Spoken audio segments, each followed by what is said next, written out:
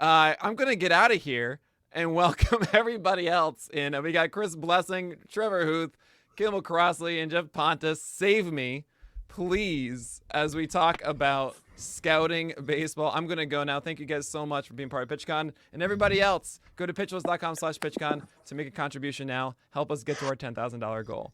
As Chris just disappears, he's You like, know, no, I don't want to be here at all. Nick, nobody can save you with that hair. I'm Well, sorry. I'm gone. But A big thanks, of course, to Nick for having us here. I'm very excited about this. I've been looking forward to it because I'm going to learn a ton and stay as silent as possible. So we got the names already, but there's a lot of stuff going on with these guys. So just want to introduce one more time with Chris, Geoff, and Kimball. Chris is a freelance prospect content creator with words like Baseball HQ, USA Sports Weekly, Lindy's Baseball Preview, Minor League Baseball Analyst. There's a whole long list, and I don't think we have time for it all, Chris. So we'll let you talk about your experience in a little bit. Seems like he's having a little bit of trouble. Geoff is a prospect writer and editor of Baseball America, and of course, Kimball Crossley is a pro scout for the San Diego Padres. I'm happy to have all of you here. Kimball, we'll start with you. I mean, do you have anything you want to add about your experience or anything like that so we kind of get a feel for who you are? Well, I'm a former writer. That's how I got into scouting. I used to cover minor league baseball. I still do some writing, but it's not about baseball. And I have my own podcast called 3 Point Range, not about baseball, because I'm not allowed to do things like that if I include baseball information. So I stay quite busy when it's not scouting season. That's awesome. And Geoff, we'll go to you now. Is there anything else I missed? Anything you want to add?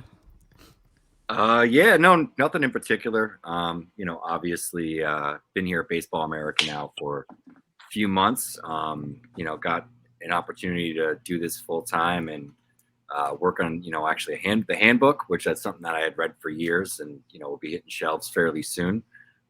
Just going through that process was a lot of fun, and then of course, Prospects Live, perfect game this summer with the Cape Cod League. So I've been all over. Yeah, for sure. And Chris, awesome to see you wearing your Emily Walden pitching ninja shirt. Definitely give that a shout out. I went through some of your intro. Again, we didn't have time for all of it. We only have an hour. But is there anything else you want to add here, Of real course. quick? I don't know what was said. I unfortunately have gone through two computers that the camera's not working. I'm on an iPad right now, so hopefully it works for this entire time. All right, awesome. And I'm Trevor Hooth. I do work with Prospects Live and Focus Tigers at Bless You Boys. But just to jump in here, I want to start again. We'll just kind of go around the circle here. But I think, Kimball, we'll start with you again. How'd you get your start in scouting? Well, it was because I was a writer. And as I said, I covered minor league baseball in Pawtucket.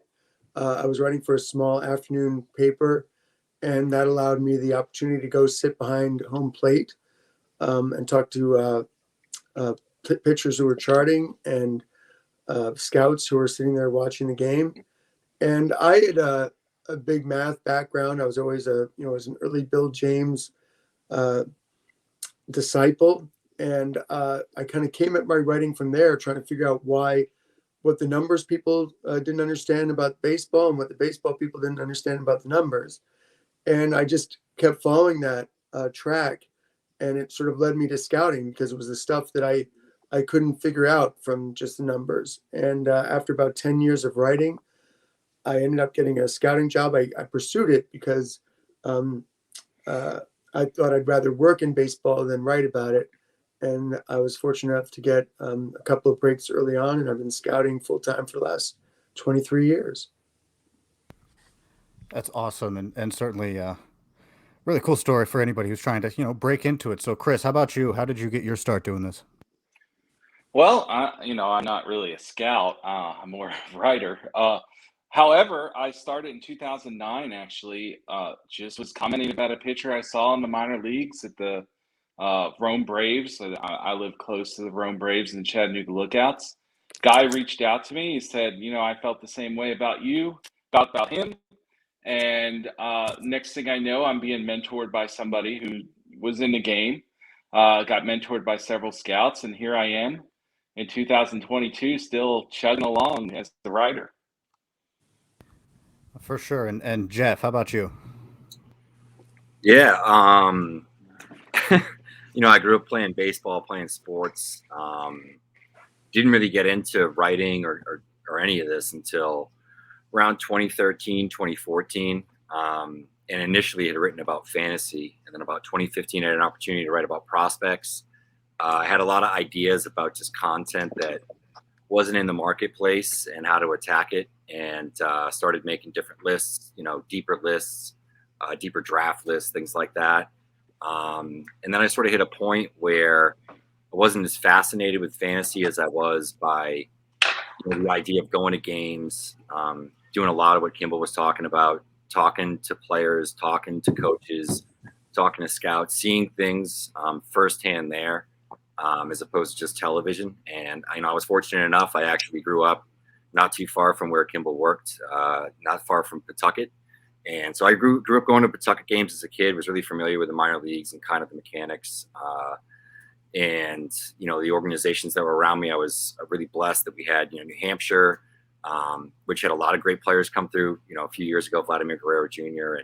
and Bo Bichette, right around the time that I really had started doing more scouting focused content versus fantasy. And really from there, I've just found any opportunity I could to go see players, get a better understanding of what, works and what doesn't, what makes guys special, what I'm missing.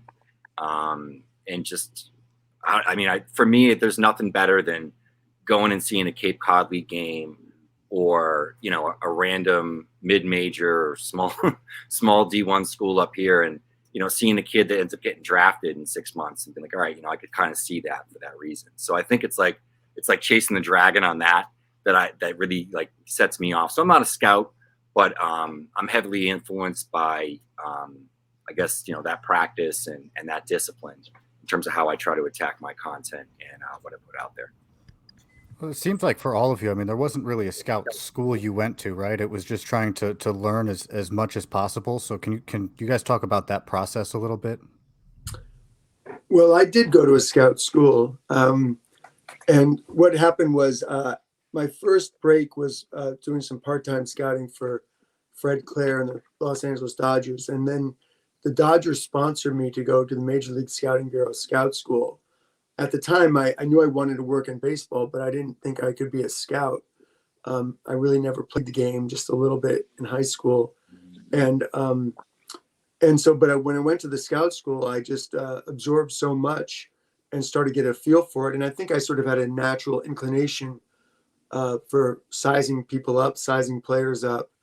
And it was very helpful. It definitely enabled me and empowered me to pursue a scouting job.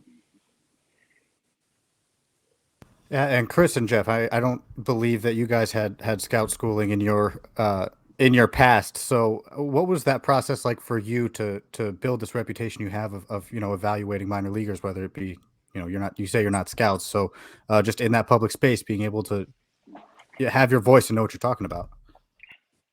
So for me, I can say that the first 3-4 years of me writing was evaluating was complete crap. I had really no idea what I was doing.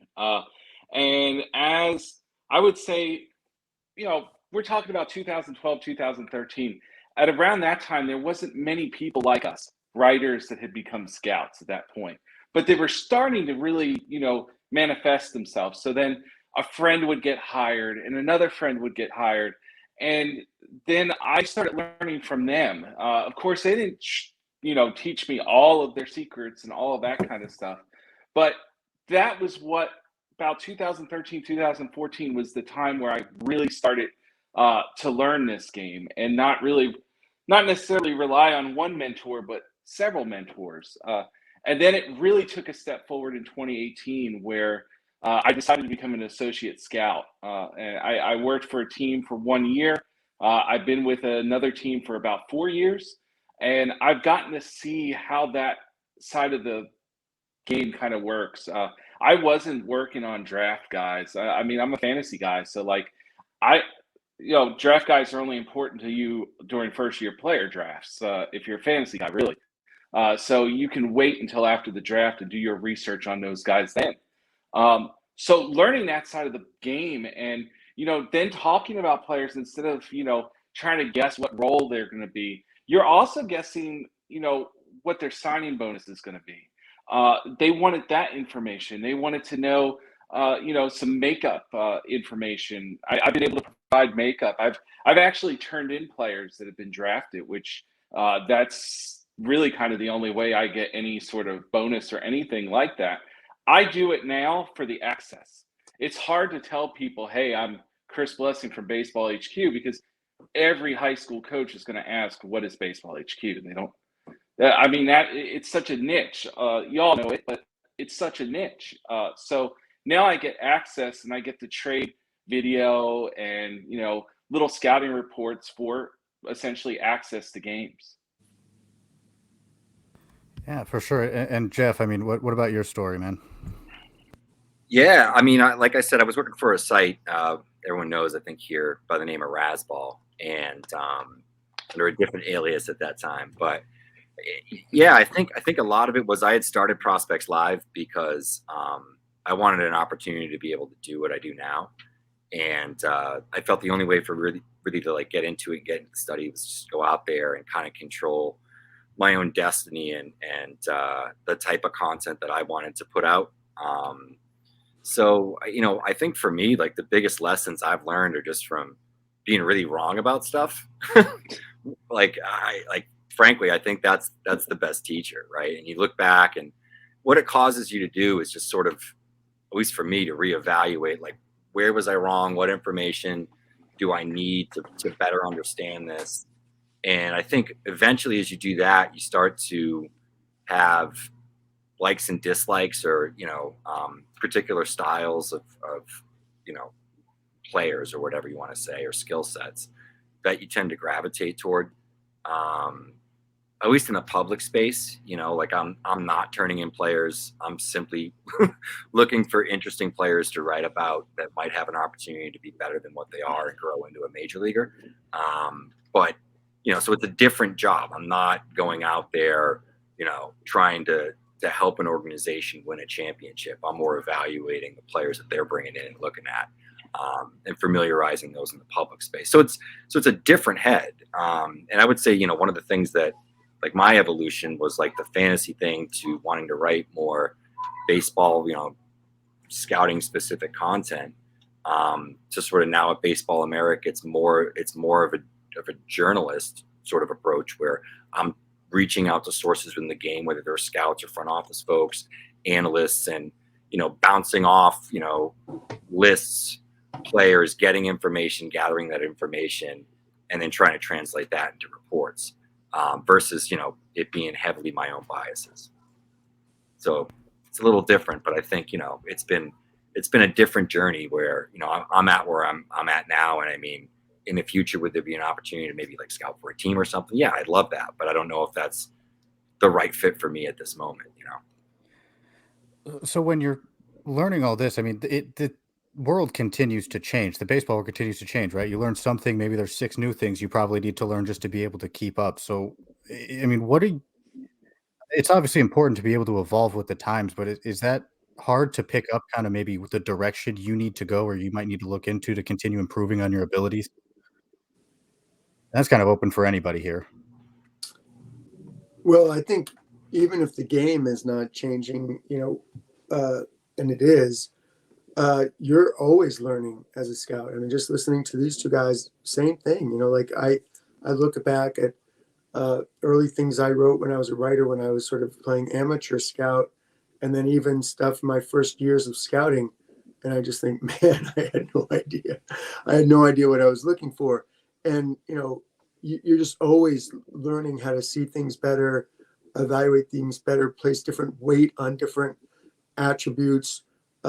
It's a constant process. And yeah, as you throw in the changing game, you're learning some more. I was just listening to Eno and Nick on that last session about pitching, and they were talking about Ian Anderson and coming over the top.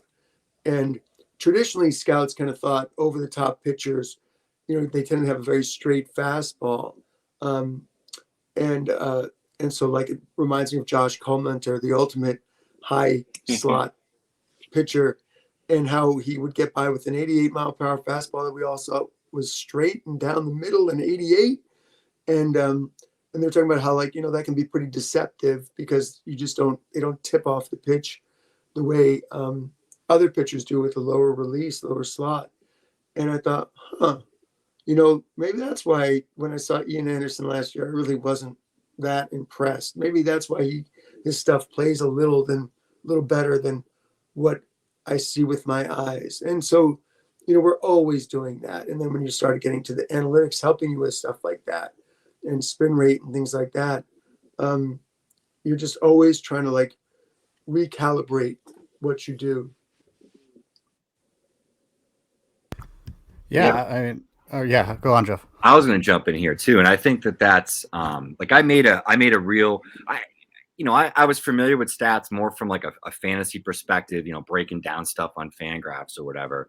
And I think, Trevor, you probably witnessed it firsthand, but, as I started to get immersed in different people who were like very, smart about analytics and just, pitch movement and data and a lot of that stuff, it was, exposed to Nathaniel Plotz, who, worked for the White Sox for a little bit and, does some consulting as well.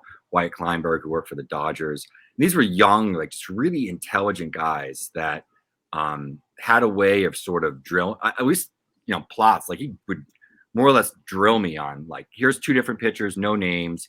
Here's all the data, break down, the pitch movement.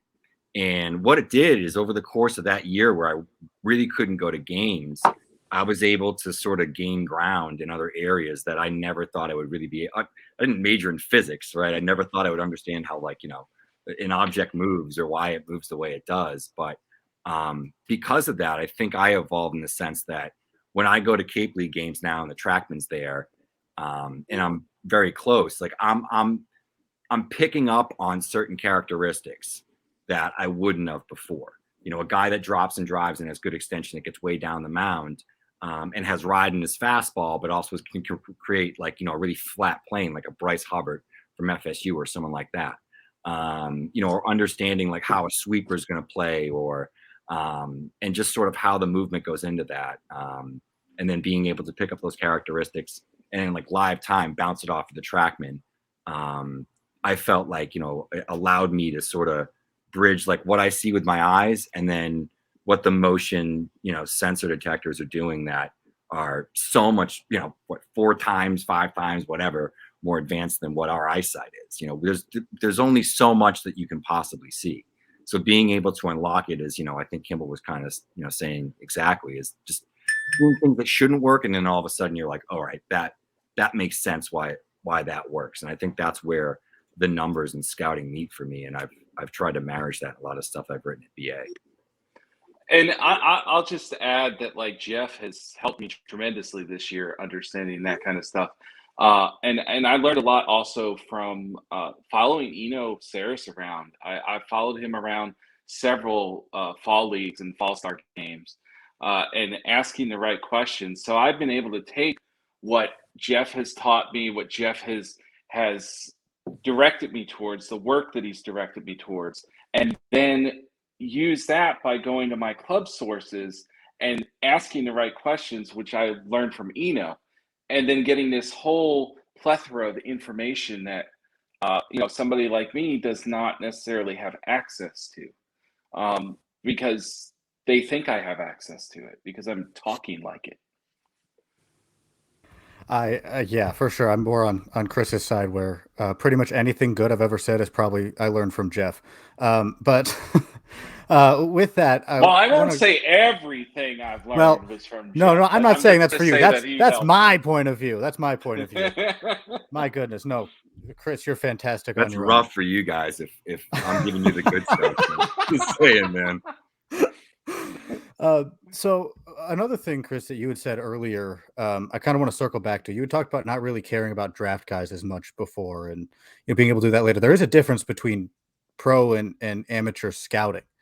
And I just kind of want to put that on the table now as a point of discussion, because I think I think it's the most interesting thing, the difference between the two. So I don't know if Kimball, how much experience you have in amateur scouting or anything, but if you guys could talk about that, I mean, that's certainly. Well, I have little to none. I've always been a pro scout since my first time I got hired, but I've done just a bit of amateur scouting, just watching a few guys, and I don't know if I would phrase it quite the way you said. There's a difference in it. It's actually very similar.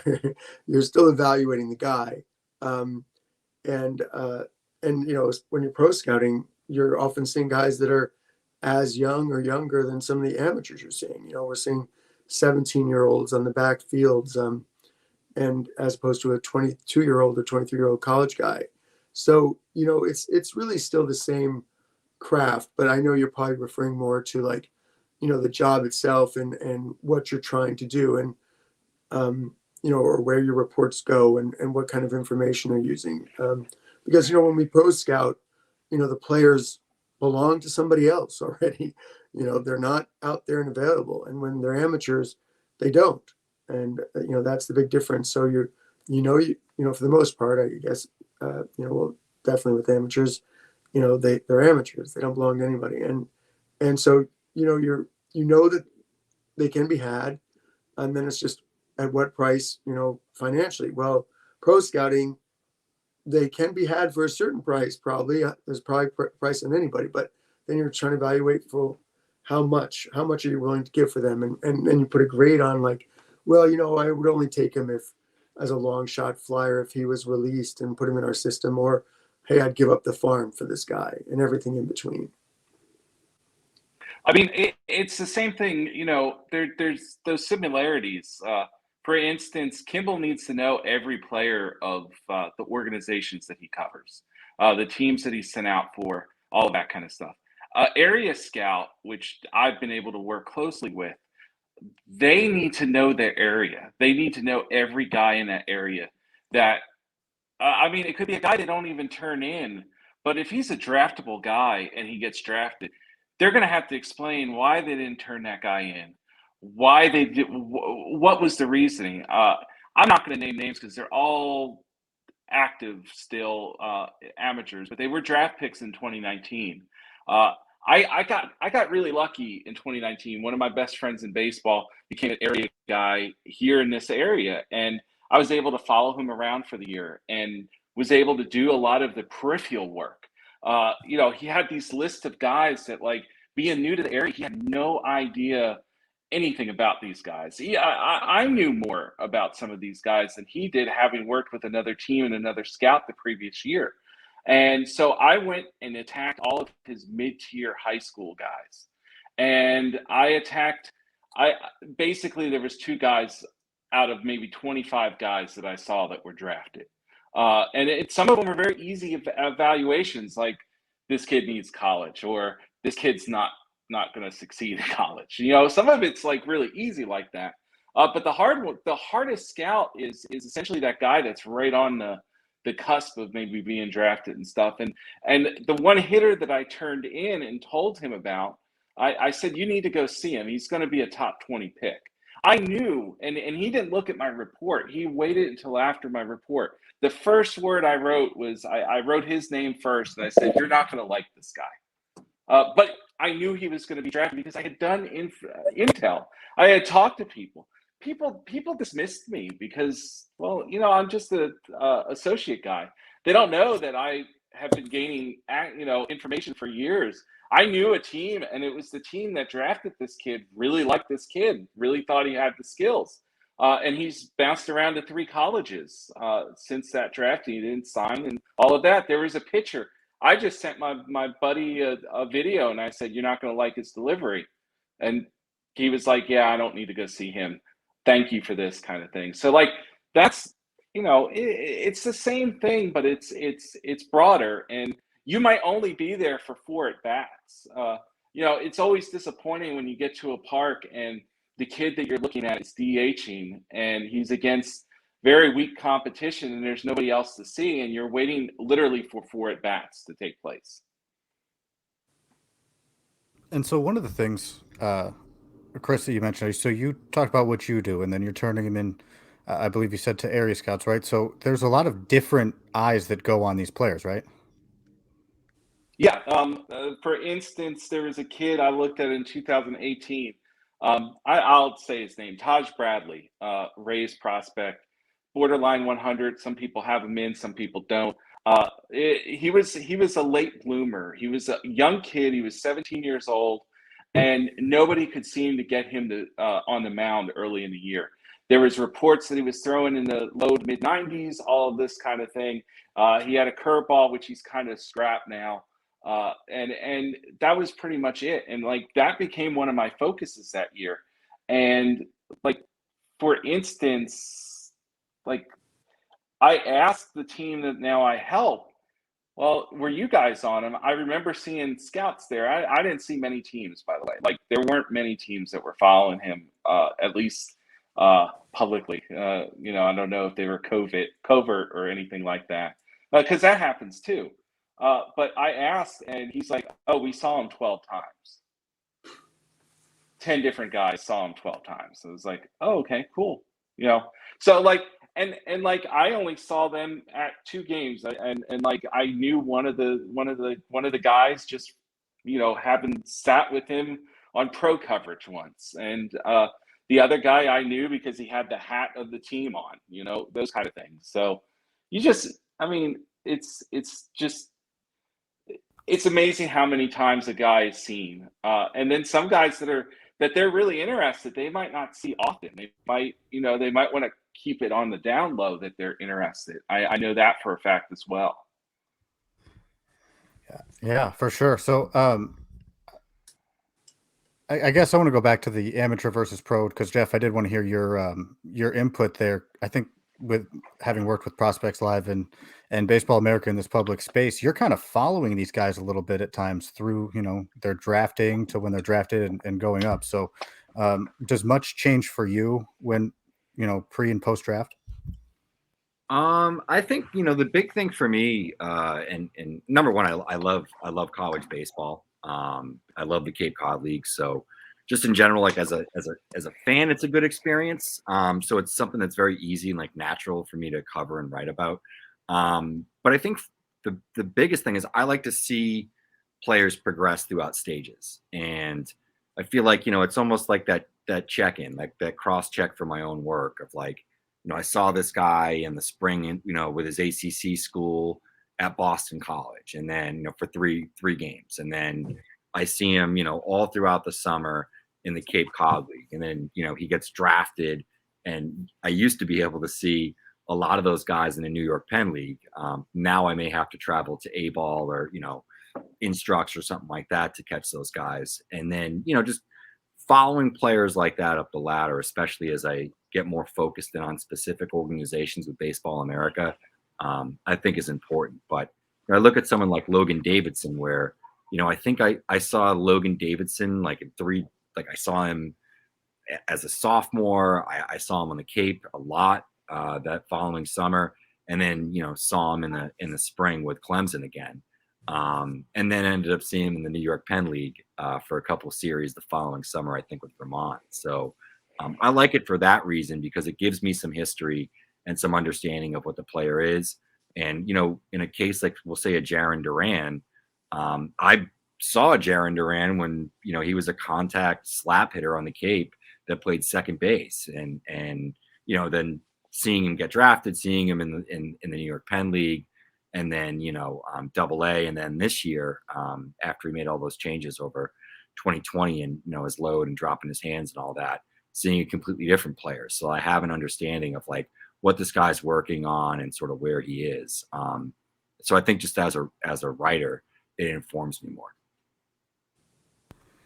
And this is going to seem like a super simple and probably bad question, but I think it's important just to understand, like, baseline of what you guys are doing here. So it's obviously better to see players more than a few times, right? So can you speak to that a little, why that's such an important thing and how that helps you develop the picture? And any of you can jump in here. I'll throw it to Kimball. Yeah. Well, it just makes sense, right? The more you see them, and especially, you're talking about a hitter, you see a 5-game series, you might get 20 at bats. I always think back to, and I saw a lot of Todd Helton when he was with the Rockies, because I was living out in Phoenix and I had the Rockies org. And so over a couple of years, I saw him. But so I remember one series in the middle of my stretch of seeing him, he came into Arizona and he had like 20 of the worst at bats you've ever seen. And if I had seen those and only those at bats, I'd be like, what the heck is going on here? So we know guys can struggle in this game and get in bad habits. You know, some guys will go the other way constantly in a series, and then you might see them the next week, and all of a sudden they're pulling off the ball and trying to pull everything. And pitchers too, obviously, when they don't have a pitch for whatever reason, they're struggling. That said, though, I feel pretty confident if I see a starting pitcher start, and if I see a 5-game stretch with position players, and so then I see a reliever pitch a couple times in a 5-game stretch, I feel pretty good about my evaluation of that guy. Because, you know, especially with pro, I guess this is the difference with the pro and amateurs, there's a body of work. So, you know, maybe even if I saw Helton struggle, I look back and say, well, you know, he was really struggling with pitch recognition, but looking at his career, that's not a problem for him, you know. And you know, but if you saw like a funky swing and a body you didn't like and all these things, you know, that would happen. So, you know, I think the pro scout, you know, you have that background to go on, and usually that's the more you can see a guy, the better. But yeah, if I can get that kind of look, I feel pretty confident in my evaluation. So I guess how much stock do you put into the performance you're seeing versus, you know, the rest of it? Oh, it's not about performance. I mean, I can remember like, I'll talk about this guy because this is what I saw him when I was scouting for the Blue Jays, not the Padres, and Michael Kopech. And so he was at a very low level then. And I saw him pitch late in the year, and he had a brutal results outing. I think he might not have gotten out of the first inning, but I didn't care because what I saw was just phenomenal. And it wasn't even like, you know, he's been wild, you know, pretty much throughout his young career, but it wasn't like he was wild and I saw bad mechanics. I mean, I thought, no, this guy should be able to throw enough strikes, certainly. You know, he just was a little off. Something was just a little off.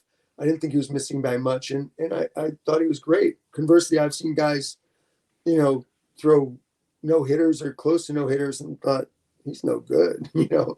So you're evaluating how they do it, what you see with your eyes, you know, everything about them, their mechanics, their build, their athleticism, you know, it all goes into it. And so a guy could hit 2 home runs and I could think he stinks, and a guy could strike out 4 times and I could be in love. Threw no hitter, no good. I'm glad you watched my high school career, Kimball. Geoff, Chris, do you guys have any thoughts on these two questions? Well, I mean, you know, I only get a chance to see a guy as much as my time allows it. Unfortunately, I'm not full time. I'm a part timer, so I've got to make my full time job the priority. Sometimes I've also got to cut and run. I do a lot of my evaluations, a combination of like a hybrid of at the ballpark and on video now. Because I just simply can't get out to the ballpark as much. So if I can get a good batting practice in, and then I can get in, you know, maybe 2-3 games with a hitter, I can get a good sense. When I'm doing pro coverage, I'm a little different, and I know Geoff can attest to this. Kimball needs to know about the whole team. I only need people that are going to be writable.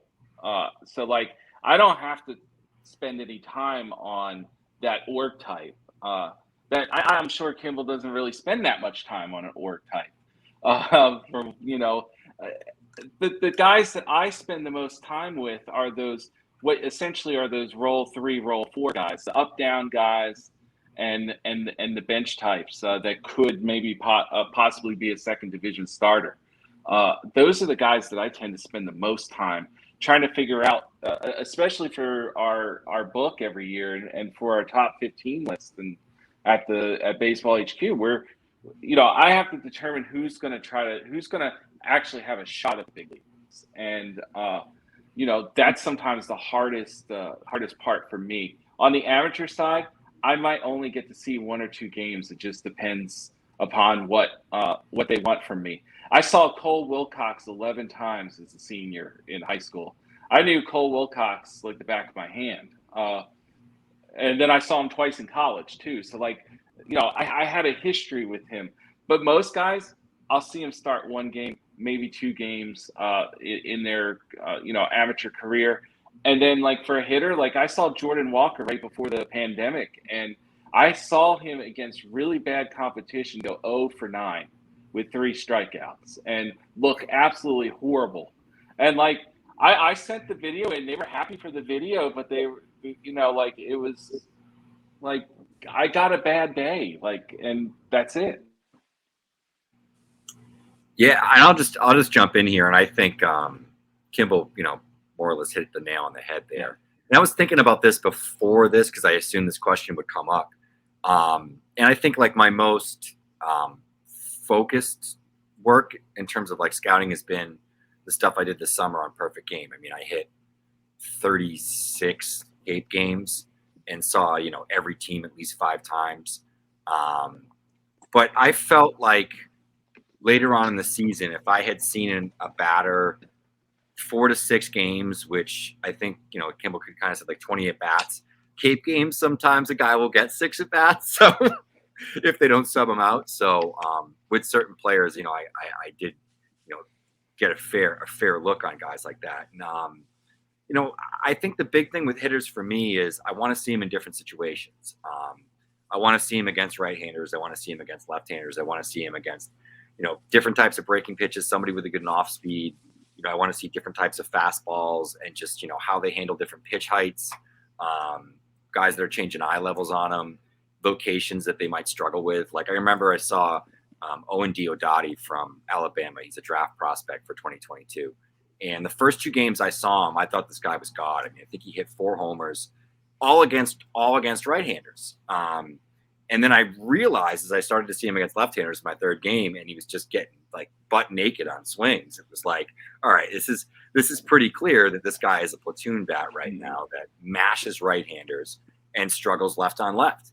And then throughout the season, later in the year, I actually saw where I am and he hit some lefties. So there was some progression, as often happens on the Cape. So I think it's just a matter of like just trying to see guys as much as you can. Sometimes we're on a limited window. Some teams only come up into your area so frequently, so you're going to be limited in how much you're going to make the most out of it. Pitchers, I feel pretty comfortable if I see a guy even throw 50 or 60 pitches. If I see him, go through the order once, face right-handers, face left-handers, and just see how he attacks, you're typically going to see the entire mix. Unless you're seeing Tanner Burns against like the worst possible. Remember, it was like the early season start that he had against like Chicago State or University of Chicago. He threw like 90% fastballs. It's the only time I think I've ever seen a guy like not throw his 3rd pitch at all through 3 innings. So yeah, I mean, I think it's just a matter of get out there as much as you can, and just be guys. Because sometimes you're going to be limited in how much time you have, how much opportunity you have. Just make the most of it, really.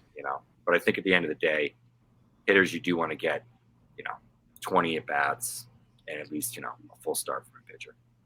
And this may apply more for Chris and Geoff. I'm not really sure, Kimball, but are you going into games, even if you're not looking at a specific player, are you looking for specific things out of certain players? Like, do you have that on your mind before you get to the ballpark? Pro coverage, I really don't. Sorry. Like with pro coverage, ahead, I try to go in with like a blank slate. I try to see a guy for the first time. The amateur coverage, they prefer me to look at video of the guys and have that going in there. So yeah, I do tend to look for certain things. And if it's a guy that I'm familiar with, yeah, of course I'm looking for certain things. But like we live in Geoff and I live in this world where the animated GIF or GIF or whatever you want to call it is how some people are scouting. So like I mean, you could see a perfect swing so many times or a really bad swing so many times. I mean, you want to go through the progression, and I personally would like to have it, kind of a blank slate. as much as possible. I mean, there's guys I've seen 50 times, just because they play for the Chattanooga Lookouts, and I do most of my coverage there. Sure. Kimball, you were about to jump in with something. No, I think as Chris said, like one of the things I do is I try and block out all the noise, and any player I see, I'd love to just see with fresh eyes and objectively, and not know when I walk in to see a team, oh, this guy's supposed to be their best guy, and this guy's ranked this high by Baseball America, or this guy got a lot of money, out of Latin America. I really try and not have that information when I first lay eyes on players, and then when I've watched them, and starting to form my opinions, then I start doing a little more background and research on them. But ideally, I want to really give every guy a chance, and not go in with preconceived notions. So the last thing I want to do is like go in and see a pitcher and have people tell me like, oh, his breaking stuff is no good. Hopefully I don't want that, clogging up what I see. Yeah, for sure. And Geoff, I mean, on the Cape or anywhere, are you the same? Yeah, I mean, I think, and like I said earlier, there's nothing better than when you go in and you're not all that familiar with a player or haven't seen them before, and you're surprised. And I think, like, because of what I do and what I've done for years, I'm obviously going to have some contact with a lot of these players, having done draft stuff, some college work, as well as, heavily on the pro side. So it's going to happen. But I do try to go in and just sort of go in with the opportunity to be like, I'm going to leave here today, and whatever I see over the course of this series is really what my opinion is going to be. It's not going to be based on what I thought I wanted to see or whatever. And so I think it's what's freeing about going to games sometimes. It's just being able to collect that information and have your own thoughts. And I think some of my favorite conversations are like, calling one of my buddies. I remember it would be like, Vinny Servino from Perfect Game after seeing, Zach Neto for the first time from Campbell. I didn't see many Campbell games, throughout the season. I maybe saw the game in the tournament, and that's just about it. And, after 3 games, I was really excited. It's a great player, just great defensively, good hitter. And, I think just being able to then call somebody and just have a conversation with you got to check this guy out. He's fairly legit. That's a lot of fun. When I went to see Ronald Acuna in Pawtucket for a series, I knew Ronald Acuna was good. There was nothing that Ronald Acuna was going to do that week that was going to change from what I already knew, The exciting stuff is when you see somebody, I remember one of my favorite Cape memories from a few years ago was Wareham opening weekend 2018. It was before Team USA. And on the same field, you had Andrew Vaughn, Spencer Torkelson, Greg Jones, your boy Bryant Packard was there, Trevor Hooth, Manoah pitched. I got to see all these players. And at that point, Manoah was a reliever from West Virginia, and I'm sitting there watching him. And I think a couple of days later, I saw Graham Stinson, the kid from Duke that was threw gas and then blew out right after the Cape. But seeing guys like that I don't have a lot of background on, don't have a lot of track record, it's a lot of fun when you're there. To steal a phrase from one of my friends, when you're there when the gospel's written, so to speak. You actually see the player start to develop, and I think that's what's cool about going and following players over the course of many years is you start to see that progression and some of those things take shape.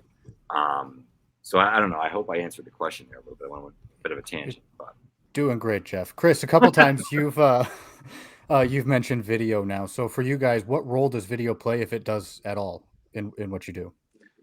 Well, again, I'm limited.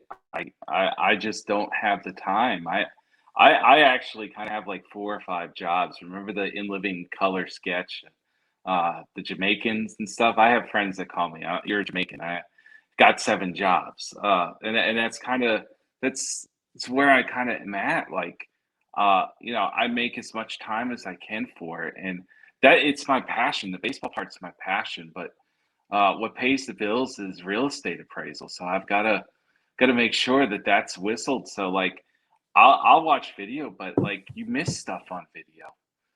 And like this last draft season, there's teams that draft that looked at video for pretty much all of their college coverage. They didn't send their scouts out there. Things like that. Like I don't know how that, you know, personally, I don't know how that works as well, but for me, I just like being out there because, like, you can't read a player, you can't see how a guy fields on TV. Like, you can't see how his first step is in center field or at shortstop. Whether he has footwork around the bag, whether he has some athleticism around the base, like you can't see that stuff on video. So that's why I like to do a combination of the two things, both in person and video. Yeah, and Kimball, does video play a role in for as much as you can answer this or not, does video play a role for you? Yeah, I think more and more over the years, as more and more teams have gone to it, leaned on it, and you've sort of had to get with the times. It's funny though, because my what I often describe as my lens really doesn't work that way on video.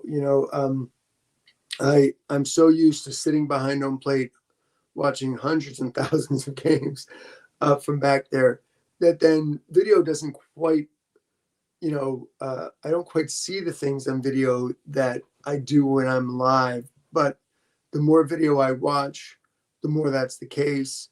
And it can be very helpful, especially when you have no other option or way to see a player. I'll say that, my GM, AJ Preller, like he'll often say, call me up and say, have you seen this guy? Because he likes to just get a good broad base of opinion from all the people who work for him.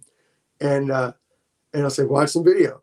And so then we have a great video bank in our system, and I'll watch video. So I'm doing it more and more. It can be very helpful. I think, like a lot of things in scouting, to combine, all these things is probably the best way to go. I wouldn't want to just scout off video. And I think if you're never watching video and just seeing stuff in person, you're probably not doing yourself doing the player justice.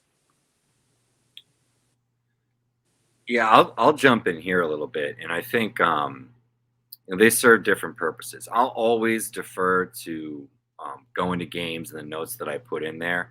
I like to take a lot of video at games too, and I've sort of set it up so I have like a hands-free setup of just like I have the camera, it's ready to roll, I have it focused in, have it steady and secure, and my hands are free. I'm free to move around the park and see things. I'm free to write down notes. I'm free to log pitches, especially if I'm trying to, track what a guy's throwing and how he's sequencing and stuff like that. I like video when I'm looking at pitchers. But the problem is, and I always think this is the difference, is it's very right? Like I can focus in on an operation. If I have synergy access through Baseball America, and they have multiple angles of, like, I was writing up a pitcher today for a post tomorrow that pitched at Team USA with the collegiate national team. And they have split screen video, so I can get like the behind, the pitcher look, and I can get, the behind home plate look, and sort of serve two masters of like how would this look here versus sort of the optical illusion you get when it's behind the pitcher and you sort of see everything, and the camera angle can play some tricks. So it's good for that. I think the thing that you miss a lot is everything that's going on behind the pitcher. How, fielders are positioned for certain hitters. I like to pay attention to stuff like that too, because especially in pro ball, college game too, a lot of these guys know the tendencies of their opponents, and just sort of tracking that and maybe paying attention to how one team plays a guy, or how just how they even attack pitching wise. There's a lot of that stuff. If I'm looking at how certain fielders move, just a lot easier to see, how the route is in the outfield when I'm there. We're not watching all 22 video like we would be. like football or something. There are some angles like that, but not for all games. So it's really tough, I think, when I'm trying to evaluate a defender or get a good idea of what a guy struggles with versus what he doesn't from video. Because it's very quick and sometimes like you don't necessarily perceive some of those other things like that first initial step and some of those actions and movements and stuff. When a guy makes an error, it's pretty obvious to anybody. I mean, my mom's probably watched 40 baseball games and likes knitting, and she could pick up on a guy that makes multiple errors, maybe struggling in the field.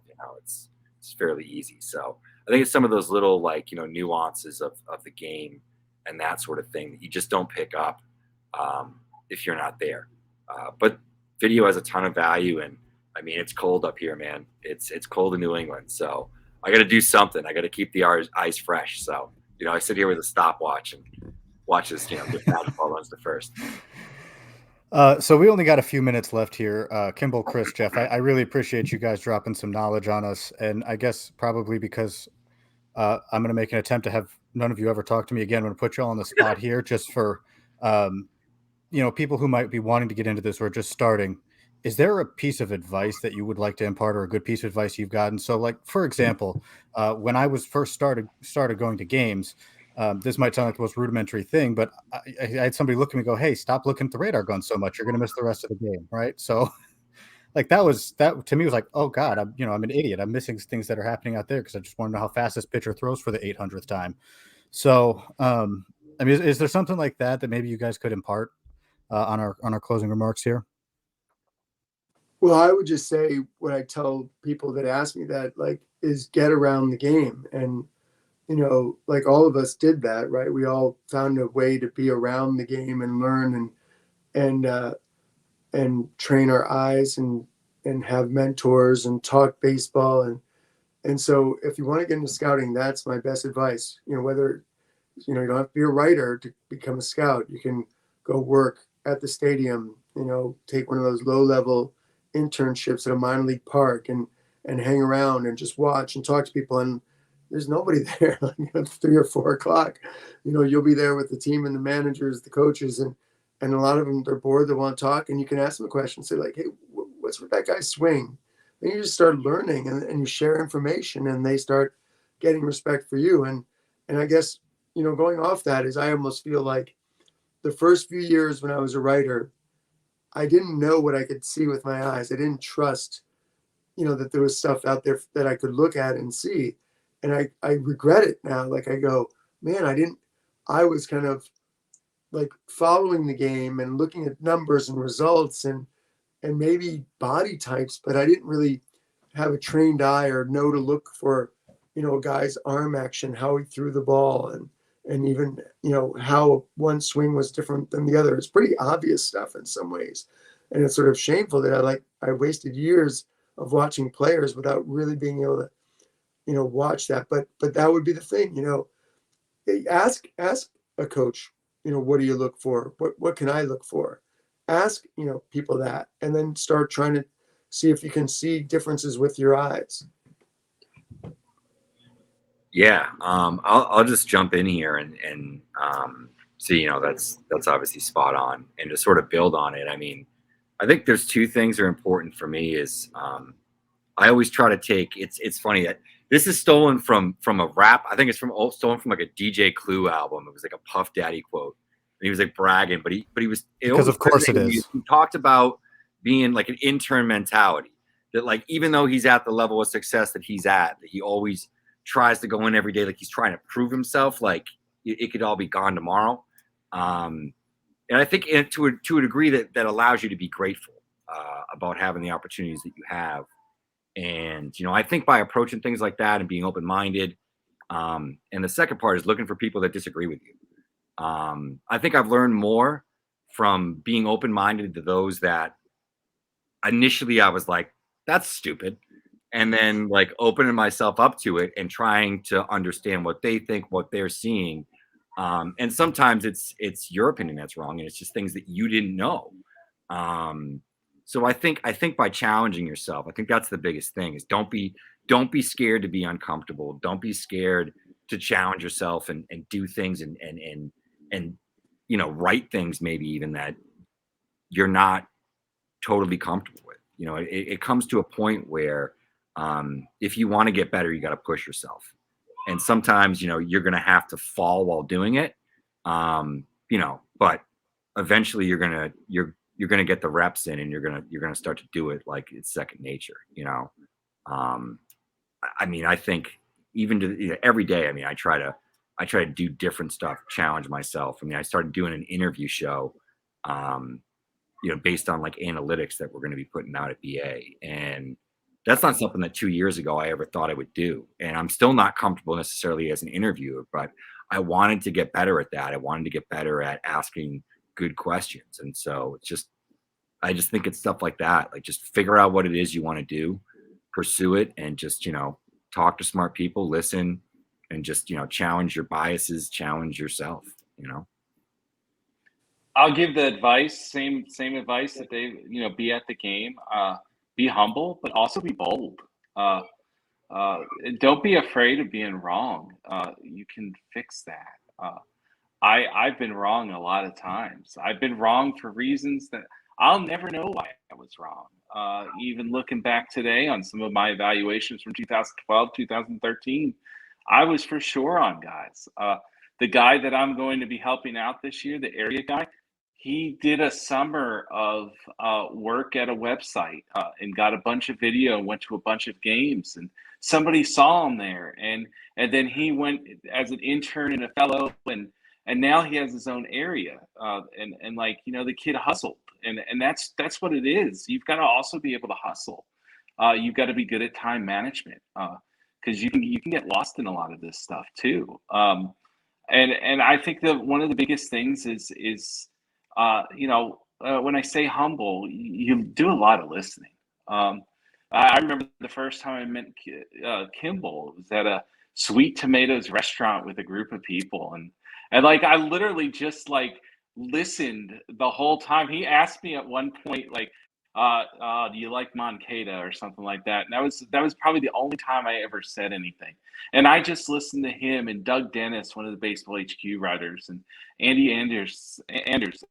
Like, I listened to those guys because, like, it's great to be a fly on a wall when you hear baseball men and women talk, because you're going to learn something. And just one plug here.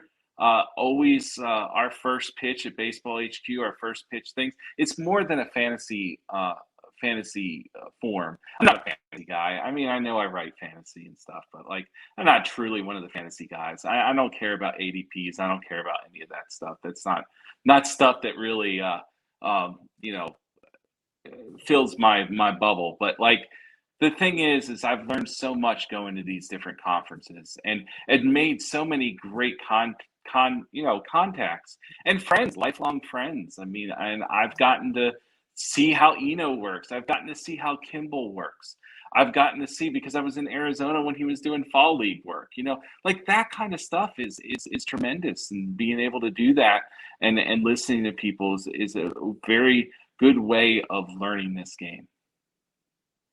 Yeah, I love that. I was wrong a lot, and for some reason Geoff brought me on at Prospects Live. I don't think I said anything in the group chat for like 3 months, just listening to them talk about baseball players and trying to figure stuff out. Guys, I appreciate it so much. We're a little over our time here, so I'm assuming Nick will pop in, hopefully with a haircut, and cut us off. But for people listening, I appreciate okay, no haircut. No, come on. Okay. I was about to plug PitchCon, but I guess here you are. When I left, but now I got this thing going, which is just terrible. Oh yeah. God, let's just stop that. Anyway, thanks so much for your time, guys. That was amazing. It's a fantastic thing. And you also made Trevor Hooth talk some, which is good, because he always just says one stupid joke and goes away, and that's never what we want. So thanks for getting that out of him. I know it bothers me too. It's amazing what he does. I like the stupid jokes in the walk away. It's a good. That is my value. Okay, I surround myself with smart people. I make dumb jokes, and they say smart stuff. And then because I associate with them, people think I'm smart. But really, guys, thank you so much for being part of PitchCon. And I got to go. We're already 5 minutes late into the next one. So thank you guys so much. And take care.